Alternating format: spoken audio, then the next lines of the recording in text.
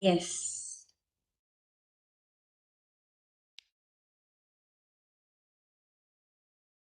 Okay. Alright, okay Datuk, saya boleh start ya? Yes, please. Thank you. Okay, Assalamualaikum warahmatullahi wabarakatuh and good morning everyone, especially to our speaker today, Professor Datuk Dr. Abu Bakar Abdul Majid. I'm actually representing my friends at Renew to be your actually moderator today on seven. This is actually seven. We already have 7 webinar sessions on FRGS 2023. So this is the 8th one. So before this, our webinar session is actually focusing on the 7 research domains on pure and applied sciences, technology and engineering, clinical and health sciences, social sciences, arts and applied arts, natural and cultural heritage, and also information and communication technology. So today we would like to hear the actually how we want to write a winning FRGS proposals, the insider tips from Professor Dato Dr. Abu Bakar. So thank you Dato for to be with us this morning. Even though we know you have a very tight schedule as a dean now at Faculty of Pharmacy, UiTM Selangor branch, Puncak Alam campus. So a little piece on Datuk Bakar. I think no need introductions, but I still want to highlight a few. So Datuk Bakar now is a Dean of Faculty Pharmacy, UiTM Selangor, Puncak Alam campus. And previously, actually, Datuk Bakar is a director of RMC and rector of UiTM Selangor before that, and also assistant vice chancellor at Sungai Buloh Selayang campus, and also assistant vice chancellor Research Management Institute RMI.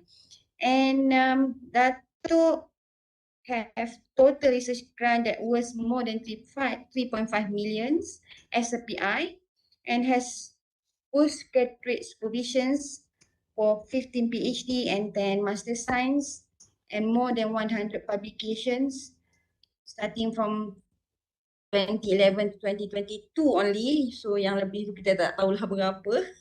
Alright. So Datuk, actually we are glad you to be with us this morning. Kita tak sabar-sabar nak dengar what is the insider tips for FRGS 2023. So, my name is Siti Noor Hajjar Mak Latip. Lupa pula nak perkenalkan diri.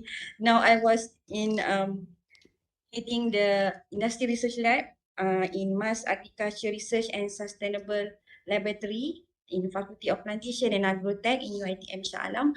So Dato', so the floor is yours.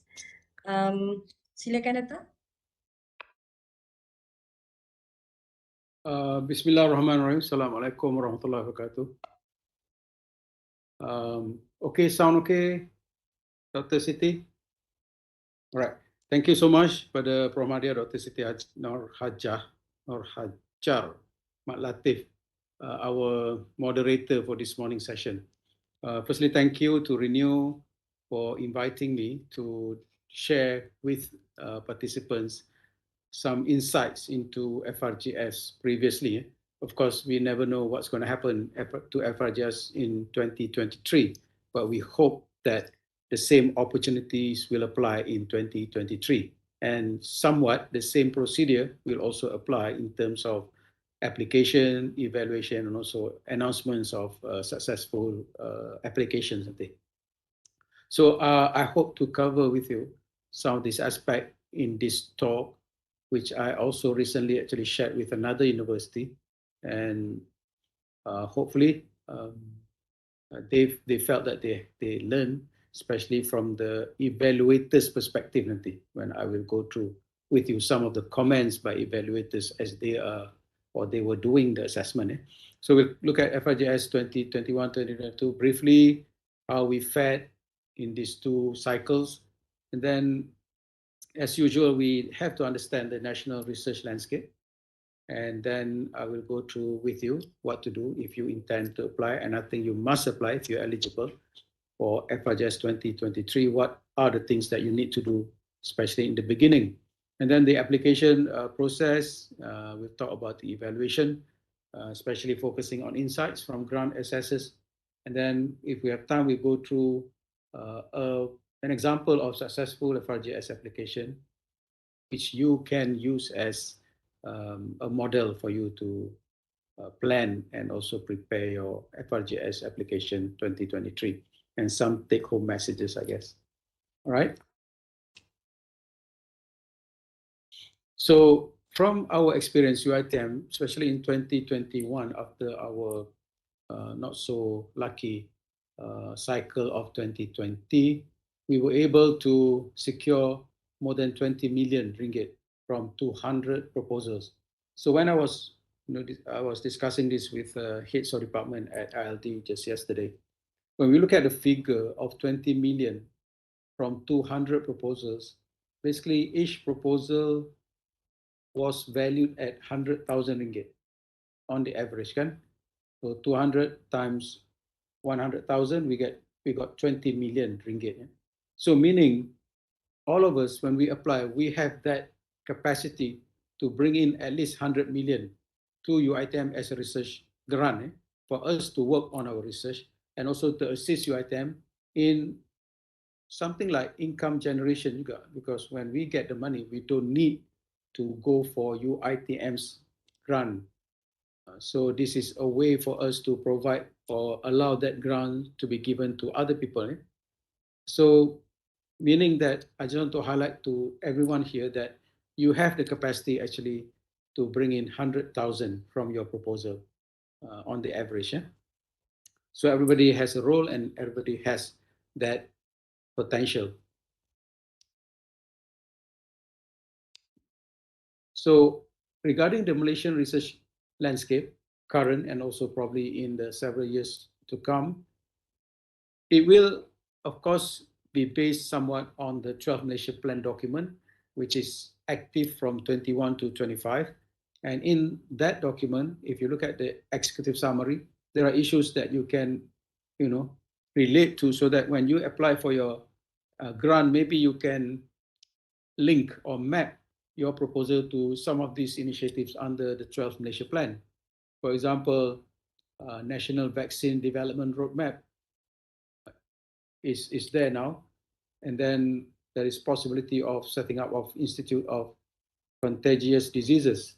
And also Malaysia has somewhat agreed to be carbon neutral by 2050, and the move towards research that encourages improving the carbon balance in terms of carbon release is going to be supported quite well in this country. And then renewable energy is something which is of common interest, perennial interest. So again, your application, if you want to do renewable energy, you can easily refer the benefit to the country in the Malaysia Plan document. Yeah, we hope to achieve 31% of our total energy from renewable by 2025. For those doing work on water sector, there is going to be a transformation agenda with regard to water sector, and this is something that you may want to look at. And then for those from Alam Bina, the college, look at this initiative by the government to have 120 sustainable urban status towns being upgraded. So if you are going to submit something, you can refer to this and you have a good chance of being supported. So these are just some of the areas, but it doesn't matter whether you're doing it from the S&T background or social sciences background or management background. You can always try to tie up your proposal to these initiatives under the 12 Malaysia Plan, of course, from your angle or from your aspect.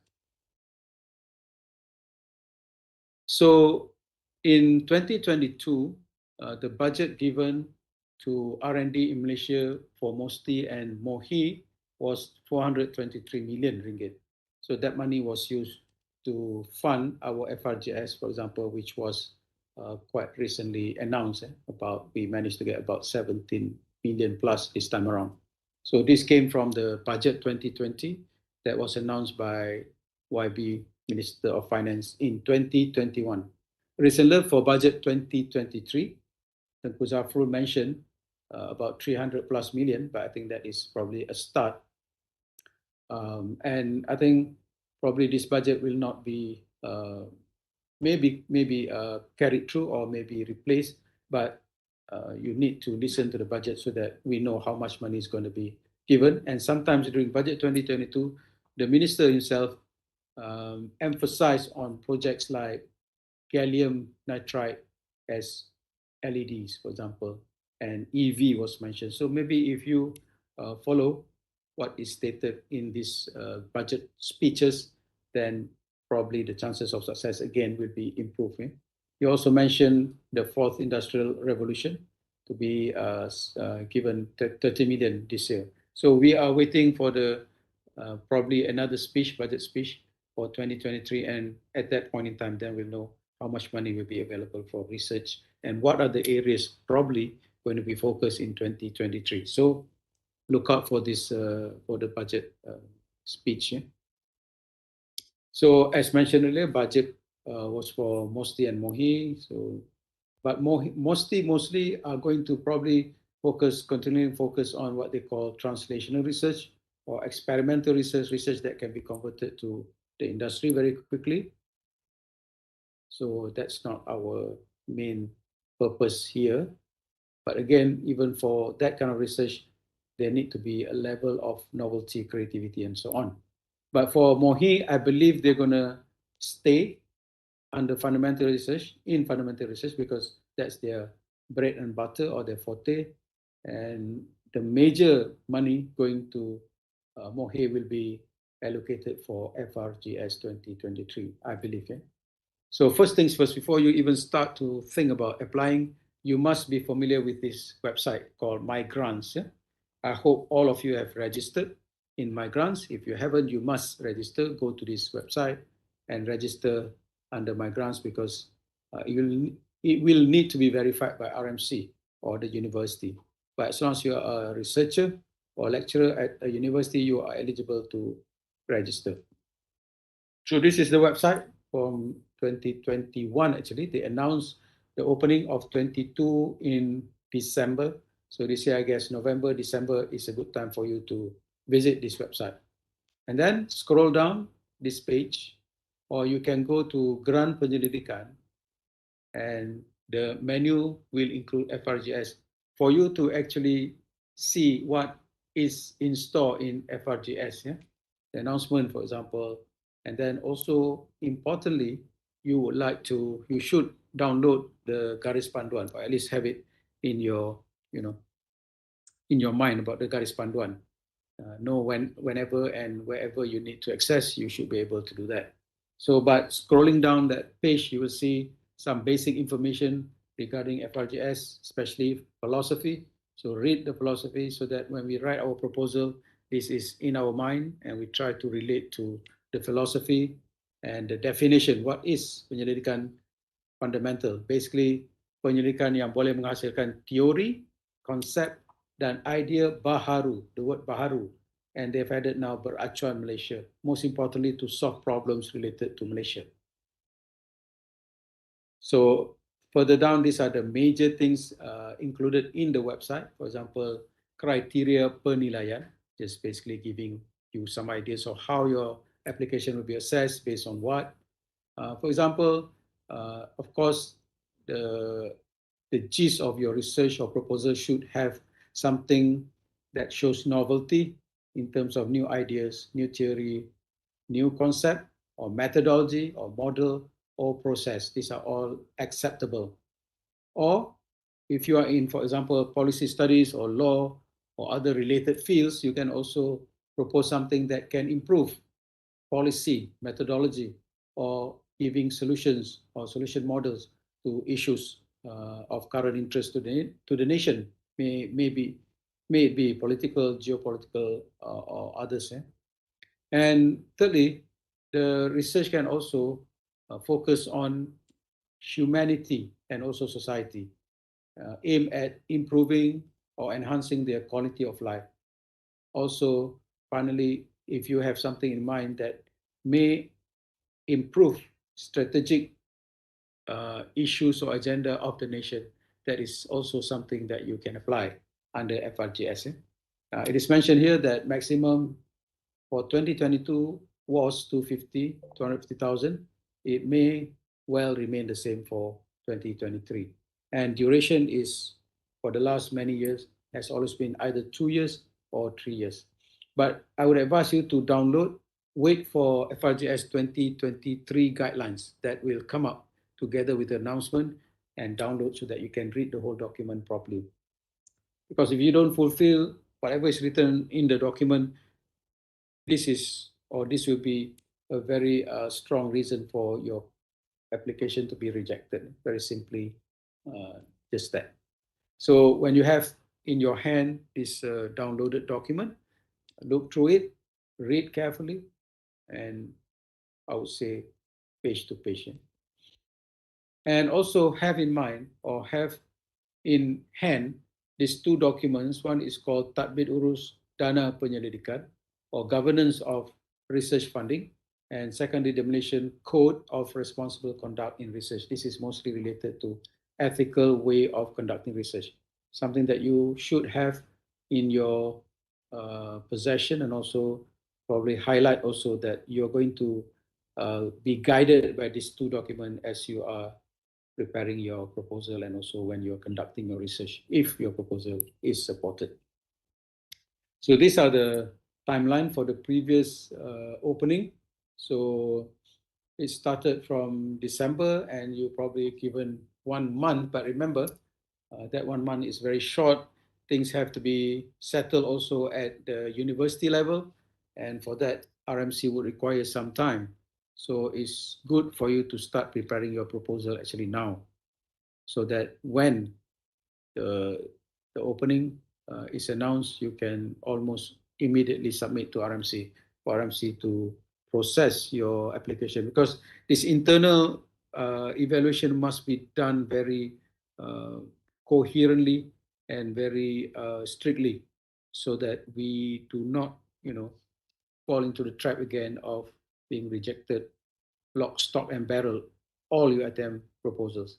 So RMC has to do a very meticulous work in ensuring that your proposal has been um, assessed thoroughly at the university level, and never accept that your application after the first assessment is ready for submission. It's never that way.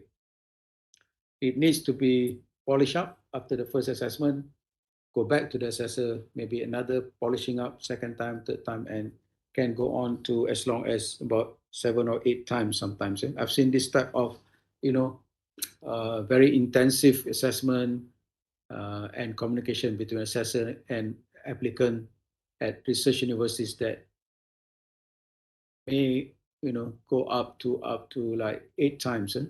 That is for research university. So at your attempt, if you have to do that, do not despair. Just continue to try to satisfy your assessor with responding to all comments.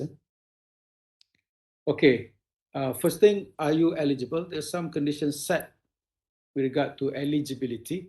Most importantly is that if you have any of these grants, you should have completed at least 75% for FRGS. For RACER, this is quite an old grant, you should have completed 100%. And of course, all your grants with regard to the reports, progress report, final report, should have been submitted to RMC, and hopefully RMC has managed to submit to KPT. And you should have at least 1 year left in your contract at the time of the closing of FRGS. For example, closing was late January, 28 January, for example, for this year. So as long as you have 1 year remaining at that point, the deadline for submission, then you are eligible to apply for FRGS. For FRGS and FRGS 2022, you were allowed to apply for both at the same time, unlike previous years. But 2023, we will wait for this condition, whether it is still maintained. Yeah? So if you look at the guidelines document, guidelines for fundamental research grants, read from the very beginning on the vision, the mission, the objectives, the philosophy, definition, aims, objective, and the general terms of application. Who are eligible? Both Malaysian, non-Malaysian can become PI, but with that requirement of 1 year contract remaining. Okay. And for those having current grant active should have completed by 75% and with good record of reporting. And in terms of those on sabbatical leave, you are not allowed to, but you can be a member. So if you get the grant and you have to leave for sabbatical, please hand over the grant to your next in line, next person. So projects can be of 3-year duration where you need to enroll a PhD student full-time. And if it is 2 years, you have to enroll at least a master student full-time in research mode only. And research and talent generation must be done only at UiTM. You cannot transfer your money for someone to be trained at another university in either in Malaysia or overseas. For 2022 FRGS requirement, there is also a need for you to apply or to have a partner or collaborator. It can be from the industry, it can be from another agency, but this must be shown in the form of a letter of intent with a proper letterhead, for example, of the collaborating institution or company. So this must be uploaded also together with your application form. And also the requirement for you to look at patent search of the area that you're going to conduct the research so that there is an idea of how novel or how unique your proposal is. So for this, although it is mentioned as strongly encouraged, but I noticed that assessors, some of them really put this as an almost compulsory requirement. So if you don't have this, then it can be a reason for them to reject your proposal. Remember, the number of supported proposals that can be supported or recommended can be probably about 2 to 4 out of 10. So there'll be many more not recommended or rejected proposals than the number supported or recommended. So don't give the assessors any reason for them to, put your proposal aside with the view to reject it because you do not, provide them with information such as letter of intent, such as patent search, and so on. And then you need to write a bit or a narrative, short narrative regarding the risk and especially the risk level of your proposal and indicate that appropriately in the table provided in the form. Each applicant, you can only, SPI can submit only one application. And as mentioned earlier, you should have at least 1 year left in service at the institution from the closing date of the FRGS application.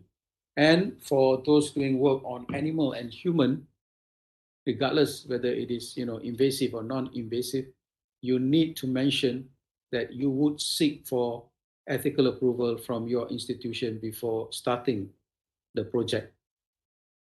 Best if you can get this approval when you submit the application, but if that is not possible, mention in your proposal that this will be obtained in due course. And most importantly, if you manage to get the grant, you must submit this letter of approval from the ethics committee of your institution within 6 months from the date the grant has been awarded to you. Yeah, so that's the scenario.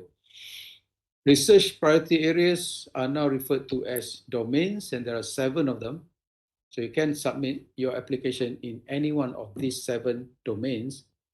Sometimes if you submit not so rightly, or you submit to the wrong domain, then the assessors or the head of the domain can actually request for your proposal to be transferred to another more appropriate domain. So this can happen at the level of KPT, don't worry. But as much as you can, try to identify one domain which is most relevant, apt to your proposal. You can also, or you need also to indicate just clusters. This is another way of classifying research priorities at MOHE, but I think you can easily map the 7 domains to these 8 clusters without much problem. And then there is also a need for you to identify your project would satisfy which of the 1010 My STIE developed by Academy of Sciences. So just have an idea of which of the strategic, drivers or economic drivers versus technology drivers. Where does your project fall into? Which one?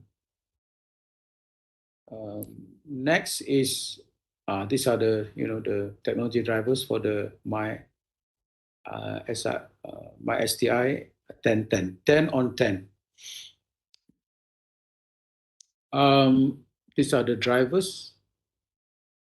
So, for example, if you're doing on health, then medical and healthcare is the obvious choice. If you're in agriculture and forestry, you're in education, for example, there's a section or driver for education. Just identify and mention that. Another document that we have to refer to is called the document for Kawasan Kemakmuran Bersama, or Shared Prosperity Vision of the country, 2020 to 2030. And under this shared vision, there are several key economic growth activities, or KEGA, and try to relate your project to one of these 15 KEGAs. All right. So these are documents that you can highlight when you're writing your proposal in the section, for example, benefit to the nation or benefit to the community, to the country. Just mention in which of these documents, which part your proposal can actually have an impact on. And of course, the usual suspect of this document called Sustainable Development Goals, or SDG, you can also mention your project will impact on which one of the 17, actually 18 SDGs. But we have one more called Sustainable Development Goals under the Kebahagiaan dan Keharmonian Masyarakat. Okay, societal well-being, basically. Yeah. So 18 SDG for you to choose from, plenty. Research duration, as mentioned, 2 to 3 years, and the ceiling, if it keeps to last year's ceiling, should be around 250,000 ringgit Malaysian. Talent, again, for 3-year project, 1 PhD enroll or 2 masters enroll. We're not talking about graduated, but you cannot take RO, research officer, or research assistant. It has to be graduate research assistant. For 2-year project, 1 master's is enough. And the main supervisor normally of the student should be the principal investigator or any of the co-researcher of the project. Cannot be from, main supervisor from other sources. So just, keep in mind that that is the easiest way for you to claim that the students are actually working under the FRGS grant that you have obtained. So if you're non-Malaysian PI, please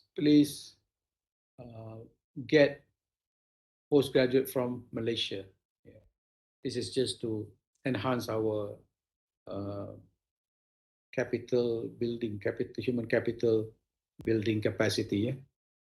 But you can still take actually from foreign if you have no choice, especially if you're non-Malaysian. If you're a Malaysian PPI, non-Malaysian, please limit to Malaysian citizen. So for masters, we are not encouraging, or we don't allow, or KPT doesn't allow appointment of foreign student, only for PhD. Yeah? All right, publication, you should commit to 2 papers to be published under these indexing bodies, yeah, preferably WOS, and you're most encouraged to have paper with your collaborators as co-authors, especially from the industry. Yeah? And then in your paper, you must have the affiliation um, in that particular university that you're working in, and also in the acknowledgement section, there has to be a mention that the project is supported by FRGS grant with the right number provided by RMC. For IP, FRGS, in terms of patent, it is not required. Maybe you can provide any other forms of IP, but in case if you cannot, that is not an issue with regard to FRGS. Yes. So for management of the IP that you declare or you obtain during the project conduct during the conduct of the project, this will be the responsibility of the institution to apply for patent for maintenance and so on. In terms of commercialization deliverables, again for FRGS, this is not a requirement, but if you have something in mind that can come up from your FRGS project in the long term or midterm, you can highlight this under commercialization deliverables. Only one application as PI, but you can also apply as co-researcher with other people. And most importantly, before you submit your proposal, make sure your profile has been updated, yeah? Because the profile is where the assessors will look at to gauge your capability to do the project. And they will look at your past or history, track record. Because if you remember in the form, you only can declare your paper, you know, the last maybe 5 years, yeah?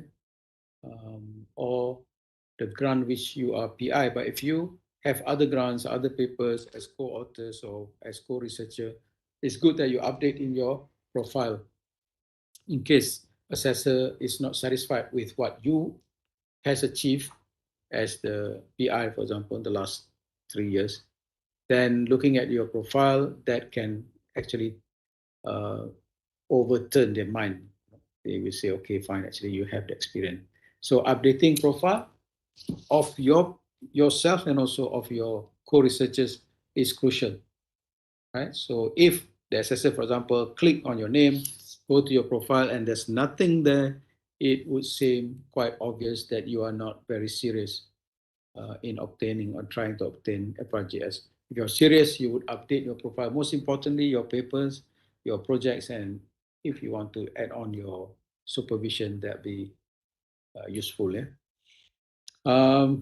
Please remind your co-researchers also to do the same. If you're submitting, both PI and co-researchers' profile should be updated and easy for the assessors to gauge the suitability of awarding the grant to your team. Yeah. If you're funded, if you intend to do a project and the project is like co-funded by other grants, you must declare that, because otherwise, when you do your acknowledgement at the back of your paper, when you have too many grants that you declare without declaring when you're submitting the application, it will seem quite, you know, tricky a bit. Yeah. So declare if you're doing or you're doing something already on the project and being funded by other sources. As I mentioned, your work, good to read this document, the Malaysian Code of Responsible Conduct in Research, which you can obtain from MIGHT, MIGHT, MIGHT website.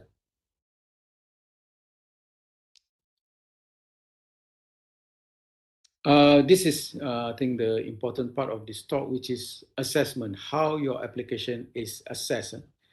This is also included in the guidelines for FRGS. If you read, then you can at least understand how assessment is going to be done. Two levels.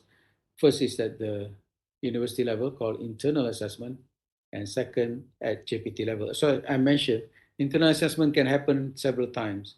There'll be a to and fro movement of your proposal from you to your assessor and vice versa. So every time the assessor makes comments, you must respond to this comment, and this will be highlighted in the new version. So you have version 1, version 2, and so on. So when assessors at KPT is going to perform their duties, they will look at first whether applicants have responded to all issues raised by the assessors at the university level. They want to see whenever comments are made by the assessor, internal assessor, the applicant actually respond to these comments. This is a must, and this must be seen very clearly. That's why I said, if the assessor is not satisfied after the second assessment, they can return the application to you for you to make adjustment again, improvement, and then they relook until they're satisfied. Then only they will submit to KPT, and that's how we have to do it, so that the process is seen to be more transparent and also more meticulous at our level. At KPT level, the assessment will consist of two sub-level. Number one is called penaziran, or just general assessment. That's where they look at the process, whether we have done correctly or we have not. And if we have not, then they would decline all the proposals from the university. At one time, we lost actually about 900 proposals because a few proposals did not follow what was required. So if there are also assessors, internal assessors here in this forum for UITM, thank you so much for having done all the assessment in the previous years. But if you are selected again, please, number one, do not decline. Please, by all means, do it as soon as you can. And most importantly, do it properly. Do not um,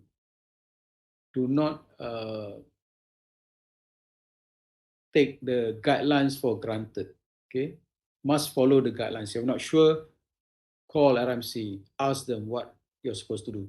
Because quite a number of applications actually, to be frank, to tell you frankly, we could not send up to KPT, not because of anything else, but the way they were done at the university level, which was not sufficient. It's more like process, not done properly by assessors. So assessors, you play a crucial role to ensure that if we follow the way that has been stipulated by KPT, then only we can send our recommended proposals up there. So assessors, you play a major role here. Please don't make RMC not able to send up some of the proposals just because the assessors did not do their work properly or in time. Yeah, please. So second level, second sub-level of assessment at JPT will be done by the appointed assessors, many of them, and they are normally very experienced. They've done this for many years, and sometimes they have to do many proposals at one sitting. So that's why you have to write a very good proposal so that they are keen on your proposal despite having to look at so many other proposals. So assessment criteria, of course, they're looking for new or novel idea, theories, concepts, method, model, processes. And I mentioned earlier, other things related to research, like improving policies, methodologies, or in the area of human or humanitarian and societal issues, trying to solve them. And if your project can also improve national strategic agenda. So these are the main thrusts that the assessors are looking for your proposal to be considered suitable for FRGS. So now the review process, as we know how it is done previously, it is called single blinded or blinded, where the reviewer or the assessor is not known to the author, but the assessor would know the author because the name is there. Sometimes the assessor would know the author quite close, meaning someone very familiar, the applicant or the author is very familiar to the assessor. And that's why you have to write a very good proposal telling everything, telling the truth of everything, having profile which is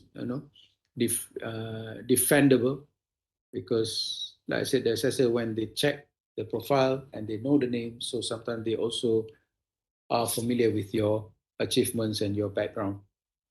So it is single blinded, but in the end you will not know who your reviewer is, because this is kept confidential at the ministry level.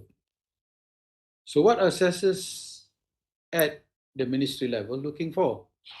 So I'll give you some of the comments and also the discussion that we used to have, or we had when we were doing the assessment. Firstly, they have a form which they have to indicate whether your proposal meets all the needs of FRGS evaluation. So there are several criteria in this form.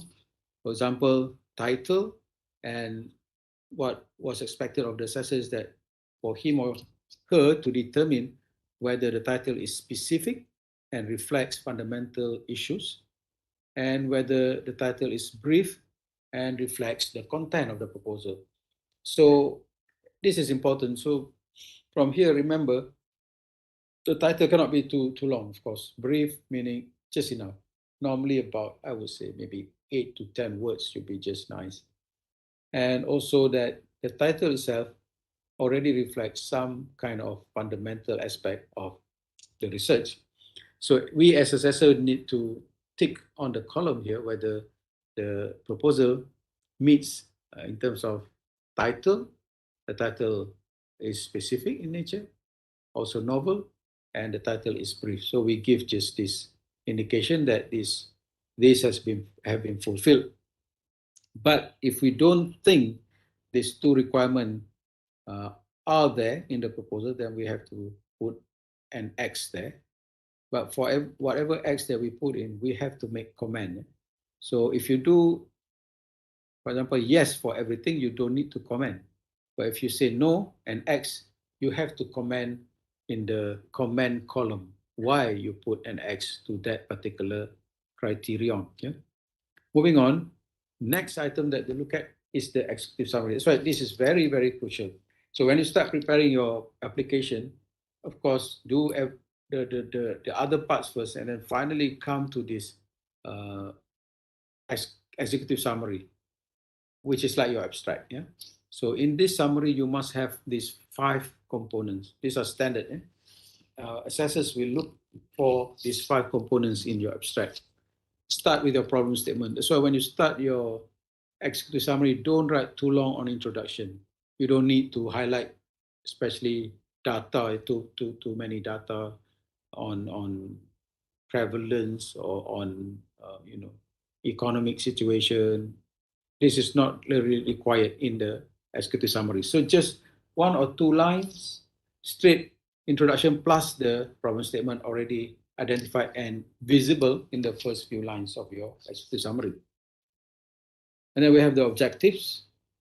From the problem, you want to do your research, and your research has the objectives to hopefully solve those problems. So these are the the things that will come next in your executive summary, the objectives. Of course, objectives, one way to do the objectives is to do research question first. So when you do research questions, from that you translate into your objective. 3 research questions, 3 objectives. And your research question, as much as possible, should start with the word how or the word why. And these are fundamental. How does something happen, or why does something happen? Not what, or not where, or not when. Okay. Next, you have methodology, short, of course, just 1 or 2 or 3 lines of methodology. You can also relate your methodology to your objective. For example, for objective 1, you have this method, objective 2, another method, and 3, another method. You can do that. but this methodology must appear after objectives. And then you can mention the expected output or outcome or implication of your project in the summary. And finally, ending up with the significance of the output. What will the output do? You expect something, and you may use it for solving the problem. So, what is expected as the output from that findings? So next, we move to research background. This is following the form. Research background, of course, you have to elaborate the title, each of the keyword in the title you should highlight. Then you can clarify the problem statement, you can expand the problem statement a bit more. You can come up with your research questions and hypotheses if you want to, or if you do framework, you can highlight the theoretical framework. And of course, in your write-up of your research background, the references should be not older than 5 years, most of them. Yeah. So most recent articles in the last 5 years should be included in this write-up. And this is also where you highlight your relevance to government policy. I mentioned earlier, we were going through some of the documents, how your project is going to be, supporting the initiatives found in this document. Yeah. And also here, you may want to include some preliminary results of the project. It's always good to have done some preliminary work on the project that you intend to get support from FRGS. Yeah. So maybe this preliminary work can be something that you have published recently, or maybe unpublished data which you have analyzed and ready for presentation. You can put this as your preliminary results. Normally, I found that preliminary results, proposal with prelim results, seems to be well supported by the assessors. Because assessors, they normally think about the risk. If they give this project to a newly minted idea, then the risk normally is higher than giving to someone who has got prelim results showing that that project is doable. So assessors also think along this line, the risk level of the proposal. So if they think the project looks less risky, then better to support that project or recommend that project. Yeah. And then your objectives. Now when you have the objectives in that section, in the form, assessors will be going through them in detail and see whether they fulfill the so-called SMART requirement. They are specific, they are measurable, achievable, realistic, and timely. Yeah. And also, your objectives should relate back to your research questions. So when you set up your research questions, then with the how and why, and then when you turn that question into a statement, then the statement actually becomes your objective. So 3 research questions should lead to 3 objectives. Methodology is important to be as clear as possible, but it should not be too detailed like what you would write in a journal paper. So when you have, for example, doing mixing of liquid, you need not to highlight so much the volume of each liquid to be used unless some of the things are very crucial. Otherwise, make some general process. But the way you write your methodology should be in the form like something that is going to happen using the future tense. And also not write nicely, not like methodology written in a lab book. Has to be in the form of a narration, the methodology. Also to include, if you're using animals, for example, the N number must be stated clearly how you derive the number, the N number, or human, the N number, how is it derived, and also the statistical analysis or tools that you're going to use. So be informative with regard to your methodology. And also you would need a flowchart or a research design diagram, because the Gantt chart will be generated automatically from your activities and milestones. Remember, activities and milestones are different. Milestones are normally very few and very specific to certain point in your research timeline where you achieve very significant finding or input. But activities can be many more. Activities are just what you do. And when you put the milestone, you must also, for example, say the completion or attaining the something, the milestone, or completion of the milestone. All right. So again, we have this task to indicate whether these are all available. Then we make comments. Next is expected result. Again, whether there's a new theory in terms of papers, if you promise publication, good for you to name the journals already, although tentatively. Human capital must be declared, master's or PhD. And then you have to mention the impact on society, economy, and nation. What's the impact by your project on these items in the form? All right, so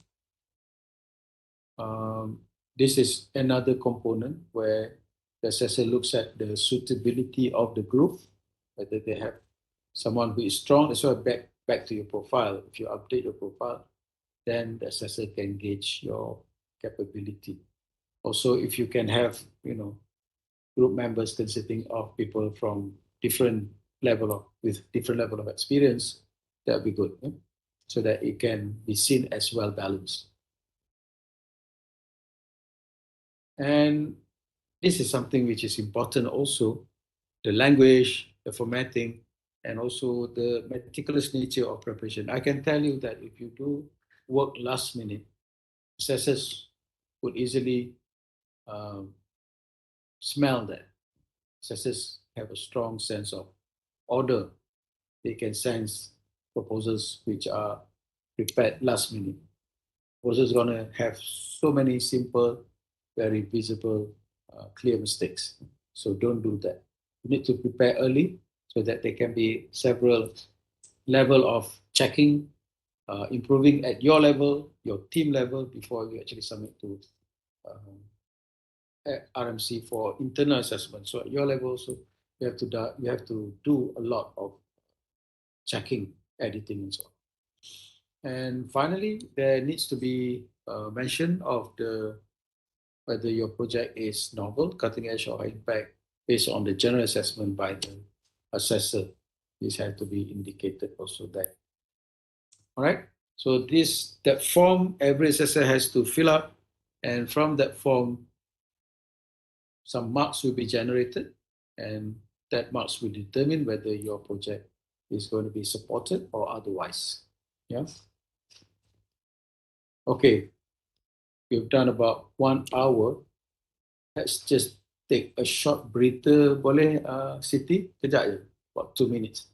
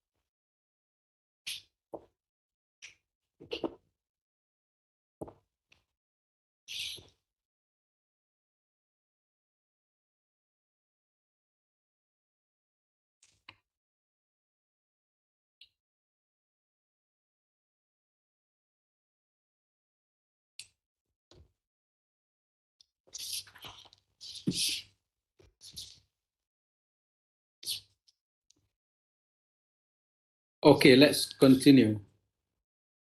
Okay.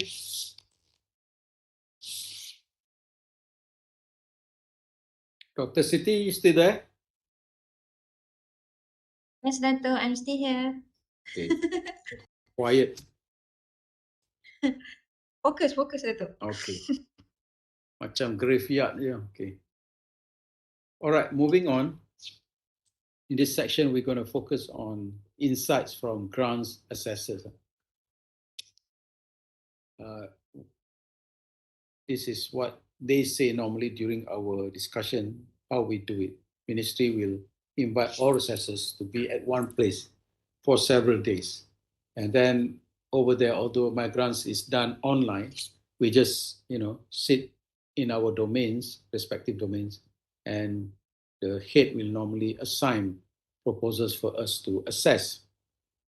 And then we do that like from morning until afternoon, and then we have, of course, breaks for coffee break, lunch, and so on. So during this break, sometimes there'll be discussion on not specifically, of course, but discussion on the general feelings of assessors when they're doing the assessment process. So, for example, the common comments you will hear is that to them, abstract or executive summary must sell the grant. So, if you have a good executive summary fulfilling all the 5 requirements and with the problem statement quite attractive, so that will be the stimulation for them to continue reading your proposal. Of course, the title is also important. So when they see a good exercise summary which fulfills the requirement, meaning the applicants have read the guidelines or have attended talks on guidelines, then the applicants understand what is expected of them from the application. So then some other comments, for example, they want to get the big picture coherence first. Then if they like it, the extra summary, then they go on to the details. Otherwise, they may put aside the proposal and come back to it when they have time later on. So you want them to be very keen on your proposal, very interested in your proposal, because your problem statement seems to be very relevant and something that they would like to wish could be solved by giving you the grant. The most common mistake is writing what is vague and unfocused, because if you do that, it can be quite obvious to them, because it will take too long for them to come to the gist of the problem, what you want to do. So that's why in your executive summary, the introductions will be very brief, straight away to the problem statement, so that gives them very early indication of what you want to do. Another error is when your proposal is written like a journal paper with too much detail, especially in the methodology, for example, or research literature background. Don't do that.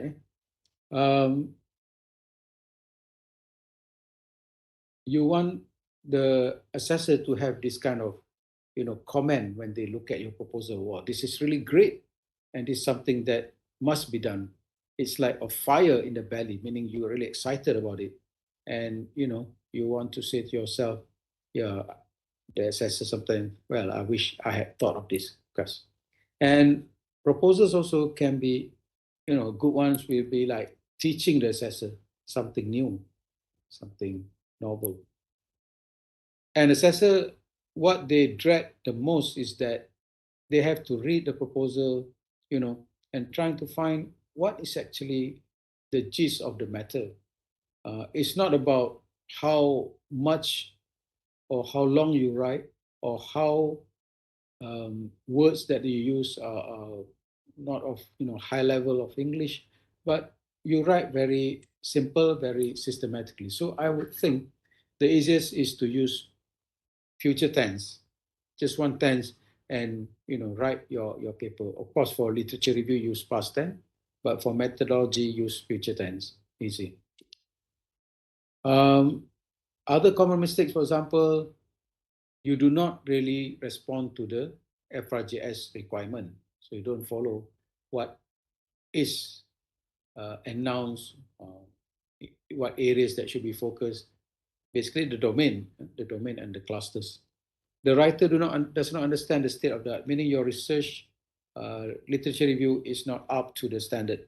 not up to the, it's not updated to the latest.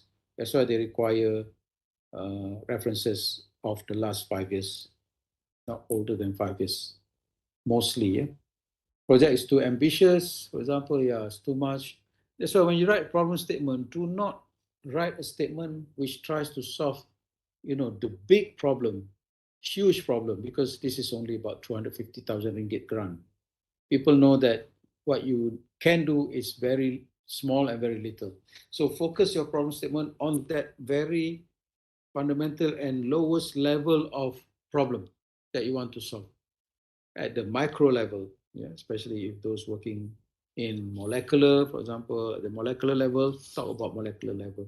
You don't need to say that you want to solve the problem, for example, of HIV around the world or TB all over the world. Just focus on your work and at that molecular level, what do you hope to achieve? Yeah?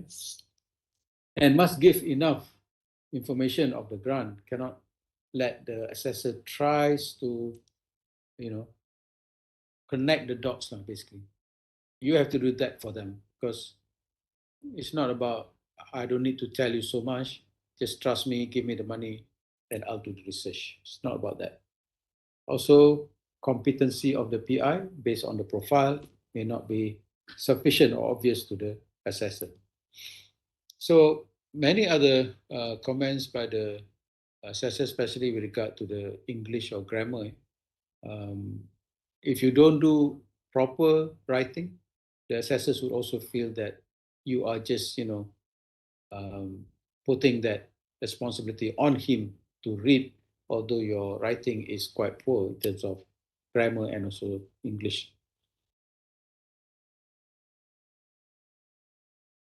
So, like I mentioned earlier, do not do this thing last minute. You must do early because assessors can easily detect a proposal which is prepared at the last minute. Yeah? Sometimes, yeah, there has to be a balance. Sometimes the information given is a bit too sketchy, too little, too rudimentary to the assessor, not enough, because the writer feels that he or she doesn't need to explain too much. But the assessor normally is also someone who is in the same area.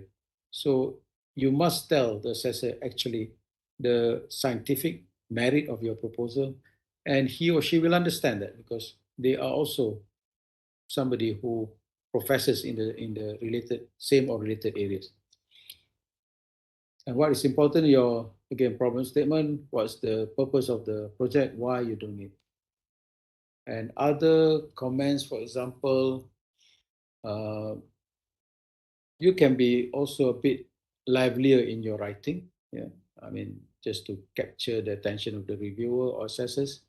And as I mentioned earlier, the key points or the problem statement must be laid out very early. And then the project must be seen to be very clearly organized. Can be with frequent section headings so that the reading, like literature review, methodology, or even executive summary can be can be divided into subheadings for easy follow, for easy understanding or reading by the assessor. So another advice, if you want to do illustrations, make sure that these are very clear, very nicely prepared, and very aptly prepared also. Other advice would be like study the program call. Make sure that what you've written is in line with what is expected as announced in the program. Make your proposal easy to read. Start earlier. Make sure that you know what has been done already and you're not repeating, or you leave out some of the most important references. And write in an accessible way so that people can understand your proposal. And of course, remember, if you have to resubmit at the institutional level, resubmit. Okay, resubmit. Improve, resubmit. Never give up. As far as the assessors are concerned, because of the numerous number of applications that they have to look at, they probably use these two, two, I would say, shortcuts.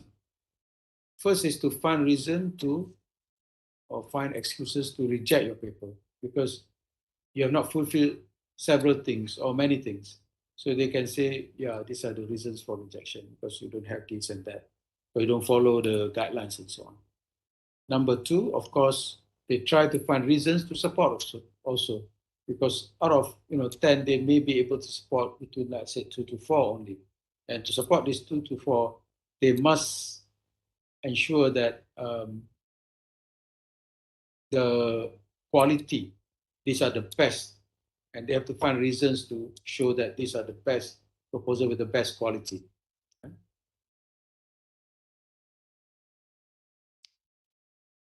And most importantly, we must avoid giving assessors excuses and providing them with loopholes for them to reject the proposals. So, but how do we do this? How do we avoid our proposals from being rejected? Again, always refer to the guidelines and follow each and every one of the requirements to the letter.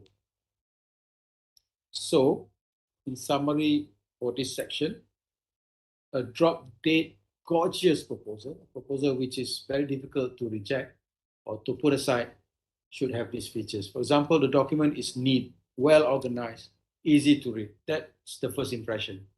And then the proposal response or responses to the program announcement, and with specific or real problem statements highlighted and how the objectives can help to solve these problems.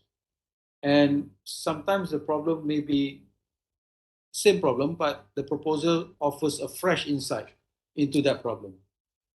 And then whether the proposal or the author or the applicant can write very convincingly to,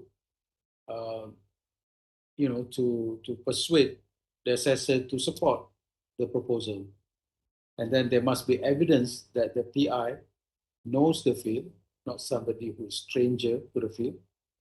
And if you have prelim data, like I said, this can be very useful, very helpful. And your proposal should also have a good and feasible budget.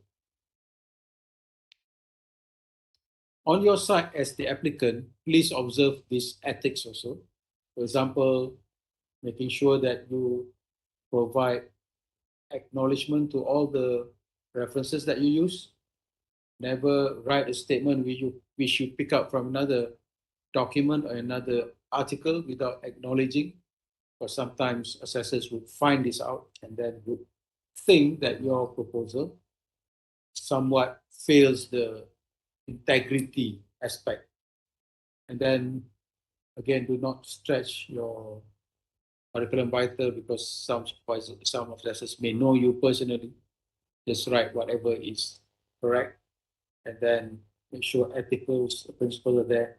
And plagiarism is something that cannot be tolerated by anyone, by KPT and so on. So remember your ethics. These are some of them. So for the reviewers,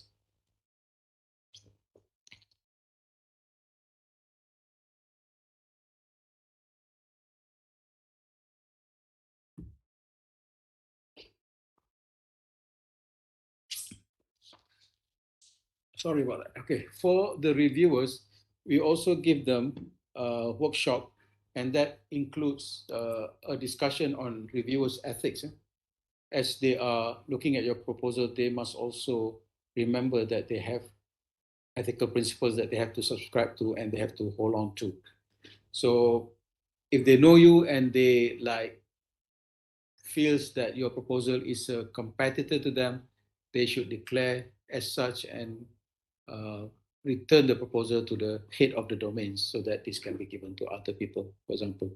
Sometimes there may be, relationship between you and or the assessor and the institution where the proposal is coming from. The assessor may be a consultant to the institution, or the assessor may have given talks on FRGS to that institution and things like this. We remind the assessors to be very unbiased, very straightforward in their assessment. So they have been made known about the ethical subscription expected of them when they are assessing your proposal. So let's go through. So as a closing, what's a drop dead gorgeous FRGS proposal? You have gone through the process. I have mentioned to you how to fill out the form, do it very succinctly, do it very seriously, intensely, and just make sure your proposal has this, that it has the fundamental aspect, meaning the content of the research proposal, fundamental. There is novelty in the sense that assessors will check, will Google whether your title is unique or something that has been done many, many times previously. So for that, there should be novelty. And finally, your write-up, as previously shown an example, very difficult to find fault in the write-up. Just nice, good formatting, good information, and good flow and good sensible justification of the project. So I guess that's about it. And I wish you all the best in your proposal writing. Let us know. We have many at UITM who are willing to help you, uh, even on a one-to-one basis, to go through your proposal. So please write to us, email us, or have a session to meet us so that we can look at your proposal and try to minimize errors. We cannot guarantee that you're going to be supported, but maybe we can give input for you to improve and avoid any very, what we say, very visible mistakes, mistakes that can be discovered by the assessors and be used as a reason to reject your proposal. All right, Dr. Siti, that's all. Okay. Thank you very much, Dato. Actually, we have one question in the chat box from Nurul, I think from Nurul Rauza. Salam Prof would like to ask on prelim data as shown in your slide earlier, just in case if the prelim data is not published yet, does it affect the chances of securing the grant?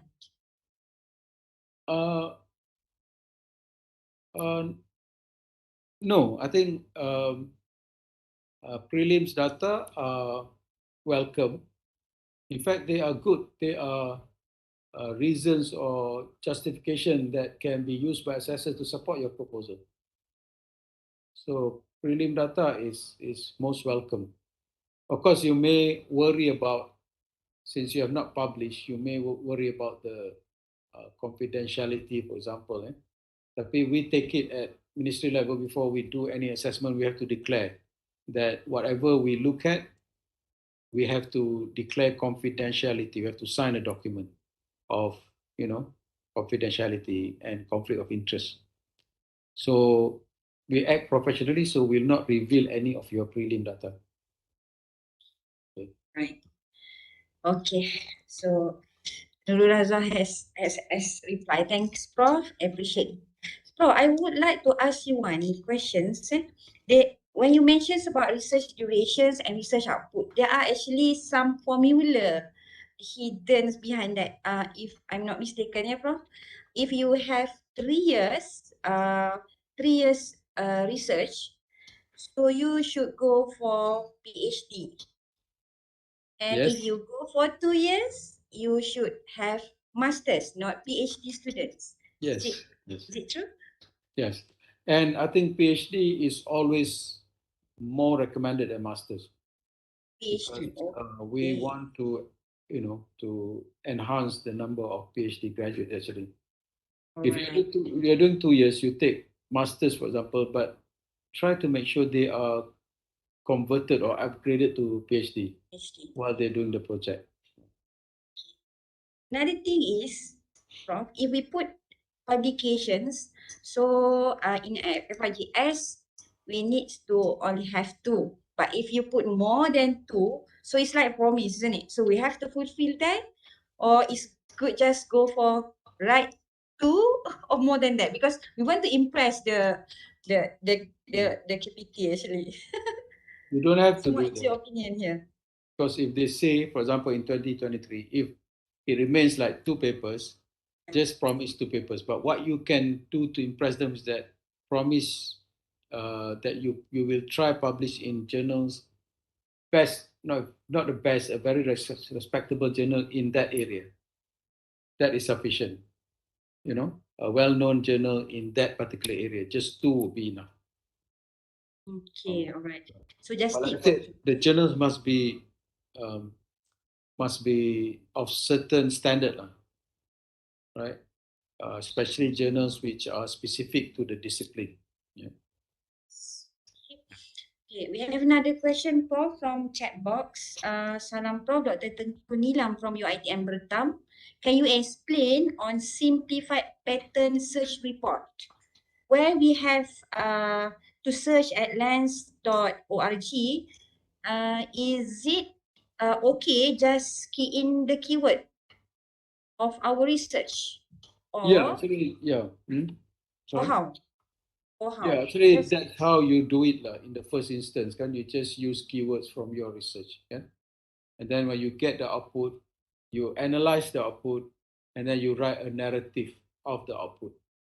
So it has to be both narrative written in the form and uploaded the downloaded find output from your search study. All right. So basically, you can argue, for example, if your research is on the way up, so you can argue that you are doing things, which is somewhat latest, kan? You are in okay. line with. But sometimes it works on the opposite. If so many people are doing that already, then you have to justify why you also want to dive into the same pool. Yeah, basically. But on the other So hand, we have to justify lah, isn't it? yeah, yes, justify. But on the other hand, ada juga yang argue they work on projects where interest is going down. Yeah, sometimes interest is going down because people they have come to what we call like a standstill. They've come to a barrier where they cannot move further. But even if it's something which is losing interest, but you can come up with a proposal that your approach should be different, to overcome that problem where people have found like a wall cannot go through anymore, but you have found a way through, then that is also supportable, can be supported. So after you have done your patent search, you must write that narrative and explain in the narrative why you have chosen to do this project based on your findings. So that's mean we just not put the result or from the lens, but also justify in the reports, isn't it, Yes. Prof? Not enough. I think in the form there is a box. In the form, Yeah, you have to type yes. the what we call narrative, what you feel Mm-hmm. about your search, and with justification. Okay. Okay. So another question, Prof. Salam, Prof. Should we put publication fees in the budget? If yes, any specific maximum amount for publication fees? You can, but I think don't put too high. I mean, I would think for two papers, maybe you can go for about 3 to 4 thousand. Yeah, 3 to 4 thousand. Because universities, some, if not many universities, they have their own incentives for publication fees. Yeah, that the universities can pay. So if you, but it depends also on the journal that you have promised. Sometimes assessors will check this journal, what is the publication fee. Yes. So if you have a name of the journal, you can check the fee and then you can, put that under vote 29,000. Another question, Prof. Mm. Can we not propose any IPs on our proposal since the cost of patent filing and copyright registration are not covered by FRGS? Will that reduce our chance of getting the grant? No, no. I mentioned earlier the proposal that I showed you actually did not promise any IP. That is fine with FRGS unless you look at guidelines 2023 nanti, if they say that IP is a must or at least a mention, then you start saying that, of course, in the short term, there's no IP, but in the future. But again, even for that, they have mentioned that they're not going to, fund any fee for IP processing. So FRGS, you cannot apply for fees to pay for your Yes. IP registration process.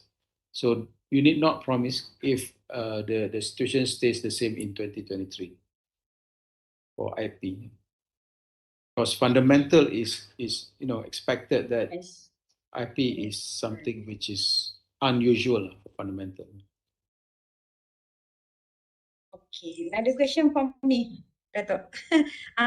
In the literature review, how much is the maximum of the reference that we can put there? And the recent year is 5 years back, 3 years back, advisedly. Yeah, normally it's 5 years previous. So for 2023, it's good for you to start 2018. 2018, and as much as we can, also include 2023 papers. Although I know it's January, probably just Yeah. a few, but try to do that. In terms of, you can have one or Numbers. two from earlier if you must, but let that not be too obvious. Obvious bila just some assessors, they just check roughly randomly. I think, oh, okay, 5 years or less, fine. In terms of numbers, like I think, yeah, normally I would think maybe about like 15 to 20, or 12 to 20 papers would be sufficient. Oh, right. Another another tips. Bukan another tips, another question, Prof.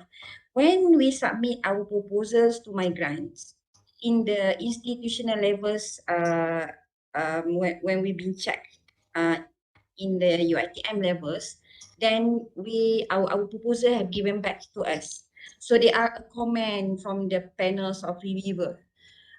So we as a researcher should answer properly and actually give a feedback, isn't it, Prof, to the reviewer comments? Yes, that is a requirement. You must respond to every, question or comment raised by the assessor, and this will be indicated, quite clearly in highlighted, like in yellow, for example. And also, there is also an understanding that if you do not agree with the assessor's comment, for example, you can, but you have to justify why you don't agree or you don't want to change. But that must be indicated, because during the penaziran, they will select our proposals at random, and they want to see like every question raised by the assessors must be uh, Answer. answered, must be responded to. So please Mm-mm. do that. Yeah. Yeah. So that means the responsible of researcher to write good proposals, then respond back to comment of the panels so that we can to ensure that our proposals can be can be goes to KPT, because there are some levels of evaluations that we have Mm. for FRGS proposals, isn't it, Dato? Yeah, and for assessors who are here today, associate professors and professors, please, please assess properly and meticulously, meaning that you go through the whole proposals, and when you are giving, marks also, please make comments, on the marks that you've given, and then do not submit after the first round of assessment, because this is not allowed, basically. You must do some comments and then return to to the applicants for improvement. At least 2 or 3 times, but never without any correction. So assessors, please bear in mind, because if KPT at their level, they catch us doing that, then again giving them reason to reject. Every time FRGS cycle, RMC renew, and pejabat TNCPI, this is the main worry. that we have not done our process well. Normally due to assessors punya missteps. So assessors, please, you have a very important role. Please play that role at UiTM. You are senior member of the university. So please, again, if you help UiTM researchers, hopefully RMC can send all proposals up there, except of course those that are not recommended. And you don't recommend it, we won't send up. But not we we do not send up just because technically you have not done your job. Yeah. So please, thank you. Right. Okay, Prof, another questions. Is it compulsory to put or attach quotation of materials or chemicals in the budget? You know, some things in the guidelines are written as encouraged atau digalakkan. Tapi in the assessor's mind, like I said, because there's so many proposals, when the proposal comes with the galakkan to included, that raises the quality of the proposal. That raises the stake of the proposal, kan? Compared to proposal without the so-called benda-benda sunat ni lah, kan? So, kalau boleh, even though it's not stated as wajib, kita sediakan, we put in.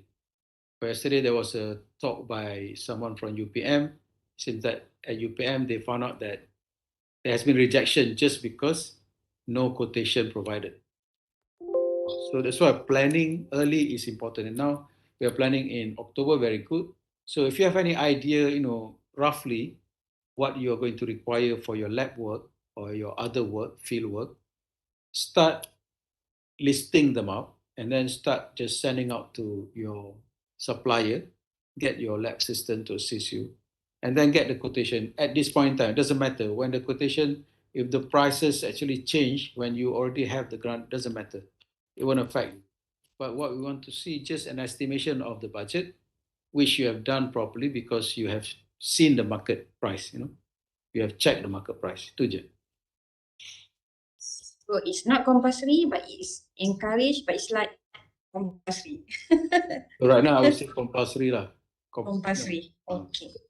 Many of the things tadi yang dalam tu yang encourage actually are compulsory. Okay. And another things is attachments of patent filings, isn't it, Prof? Patent filing.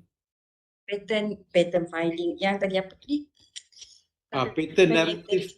Patent analysis. Yang itu another things that are very important that we have to attach. Yeah, must attach. Must. That was a must. Simplified patent search report. Sorry. Actually, like I said, is sunat tapi better wajibkan lah. For UiTM, kita patut wajibkan. Yeah. Okay, there are questions on the another question, ada banyak lagi ni soalan. Sekejap ya, Prof. Satu. The title of the proposal reflect how the fundamental of the proposed research. Any guidance on the choice of words that we should use and should not be using? Itulah, we have looked at this. Lately, previously in the early stages of FRGS, they were a bit very concerned about the wordings used, kan? But lately we've seen words in the title may not matter so much, but the concise nature of the title matters. Because in that title should not be too long, concise, but you already see novelty in that title. Tapi try use the word like elucidation of something, going deep. Mechanism of something, still, possible selling point. Tapi yang more important is the concise nature of the title. Not too long, just nice, but describing novelty of the project. Fundamentals of the proposals. Yeah. Okay. So there are questions. Can we use the same proposal but different title? Cannot. No point. I mentioned assessors, they have big brains. they remember lots of things. Although many of them are old, but they remember lots of things. So they will remember your proposal. If you change the title, what's inside your proposal, the same, your figures, your workflow, for example. So don't do that. The best is to relook at your proposal in the new era, new year, 2023, 2022, late. What's happening in your area kan, of research in that title that you proposed last year, maybe already outdated. So forget about that. Think of new ways of doing things or new titles. I'm sure you can do that. I mean, there's so much happening in the area of research. Try to find something which is related to you but new and novel. So, other questions on the methodology, Prof? Do we have to write in details or just generals? I think you have mentioned previously. Yeah. That's why very difficult to balance. It has to be general so that a non-expert reading it can understand. At the same time, it has to be also in detail a bit so that the assessor can feel that the project is able to solve the problem or can meet the objective. Tapi like I said, kalau you're doing with chemical, kan, tak payahlah letak macam 0.1 milliliter added to 10 milliliter tu sampai macam tu. Not like apa tu methodology written in a journal paper lah. Tapi again, write in narrative. Jangan letak macam heat the water 27 degrees dan macam lab manual kan. The water will be heated to then what will be added letak in future tense tu. Yeah. Okay. Okay. Okay, other than that, maybe you have some tips, Prof, on the timeline atau Gantt chart when they have to actually attach the research methodology, isn't it? Yeah, the Gantt chart will be self-generated kan from the activities that fill up. But your flow chart or if you have a theoretical framework, that one will be something that you can do more creatively, not just like arrow, arrow, arrow. Maybe something that you design so that it looks, more attractive, more effort put in to explain the framework that you are proposing, for example. So spend time a bit to do a good flowchart or good summary of your method, for example. Okay. And if you pick up, for example, references in your references, figures or article or diagrams or data like in the form of graphs or something from elsewhere, make sure you acknowledge the source. Okay.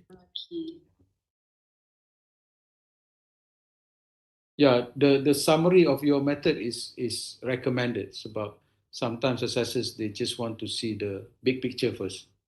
So the summary in the form of a flowchart of a model would help them a lot, and they love that normally. Okay, let's see, Prof. I want to invite one co-researcher that have also a PI of one FRGS, and this co-researcher, her or his FRGS is not, I will say, dia punya history tu dia tak cantik, maknanya dia tak bagi final reports lagi, dia tak capai KPI. Is it okay for us to invite them as a co-researchers in our proposal? Itulah, that one is highly risky. Okay, Because sometimes the assessor knows this person and would know the track record in terms of PI, in terms of co-researcher, tak berapa rajin menghantar report. So these are all can be negative lah to the proposal. So might as well you stay away lah from this so-called individuals. Okay, so kita kena tengok-tengok lah dulu kita punya co-researchers ni, dia punya background tu ya, Prof? Itulah, minta dia orang update lah, update profile, update reports. they all can do that. Actually, RMC is very helpful kan. Kalau Betul. report final ke report progress, do it now, cepat. RMC Yeah. bantu dan boleh selesai, then you are not in the so-called, dalam. There is another one here, Prof. We have to update our FRGS profile now. So tak ada lah nanti last minute. So RMC have to endorse semua orang last minute sebab semua orang tak update. Bila nak hantar masa tu lah baru nak update. Betul. So all researchers should do it now sebelum calling for FRGS 2023 is open. Yes. So kita tak adalah nak kelang kabut. Itulah yang majornya, your papers, your research grants, and kalau boleh your postgrad students kan. These are the major things that you have to update lah.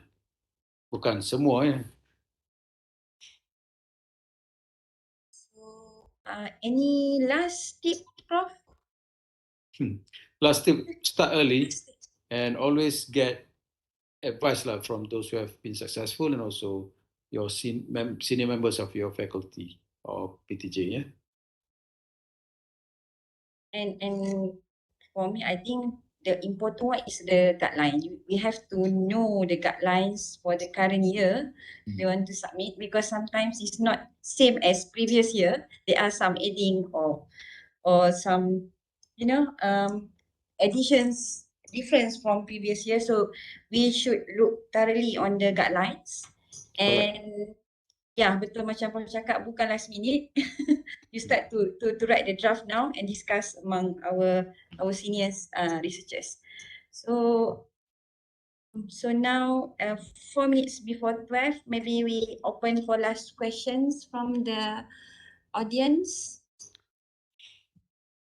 And for informations, these actually sessions can be actually kita boleh tengok lagi, kita ada rakaman di YouTube TNCPI UITMs. So you can always go back to the YouTube TNCPI UITM to see all the also 7 FRGS webinar sessions, to see all the speakers from different research domains and today's webinar session. Okay. Dr. Siti, Yeah, kalau boleh for this video, uh-uh. Jabat TNCPI keluarkan dulu yang proposal yang saya tunjuk tadi contoh. Okay. Proposal itu supposed to be not shared lah in public ya. Okay, alright, that part. Orang remove tu dulu sebelum dia upload, yang lain tu okay, tak apa. Yeah. Okay, baik. Thank you. Okay, welcome. Yes. Right, dah tak ada. I rasa, I think sampai situ saja Dato. Okay, thank you. So I think it's nice to having you here today. So good luck to all our researchers UITM. Terima kasih lagi sekali Datuk banyak-banyak on the behalf of Office of Deputy Vice Chancellor, TNC PR Research and Innovations. All the best for our researcher for FRGS 2023. So we are waiting for the calling and also new guideline. And with that, Assalamualaikum warahmatullahi wabarakatuh. Terima kasih. Assalamualaikum.